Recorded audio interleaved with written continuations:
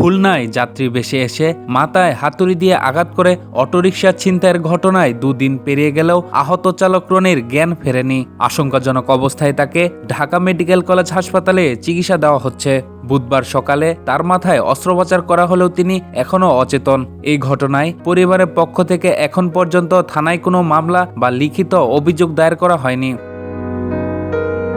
Police ও পরিবারের সূত্রে জানা যায়, গত মঙ্গলবার ফজরের নামাজ শেষে রনি নগরীর খালিশপুর এলাকার গ্যারেজ থেকে নিজের অটোরিকশা বের করেন। সকালের দিকে এক দুর্বৃত্ত যাত্রী সেজে বড় মির্জাপুর হয়ে মির্জাপুর ক্রস রোড এলাকায় রনির অটোরিকশায় ওঠে। নির্জন এলাকায় পৌঁছানোর পর হঠাৎ ওই যাত্রী হাতুড়ি দিয়ে রনির মাথায় পরপর একাধিক আঘাত করে। গুরুতর আহত অবস্থায় রাস্তায় ফেলে রেখে দুর্বৃত্ত অটোরিকশাটি ছিনিয়ে নিয়ে পালিয়ে যায়।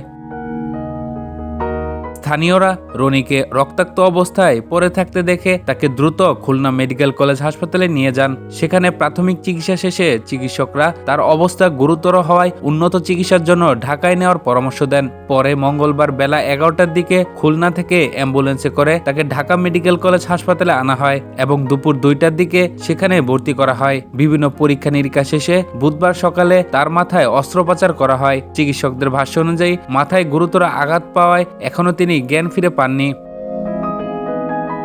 আহত রনির স্ত্রী মুক্তা জানান, তার স্বামী পেশায় একজন অটোরিকশা চালক ও মিস্ত্রি।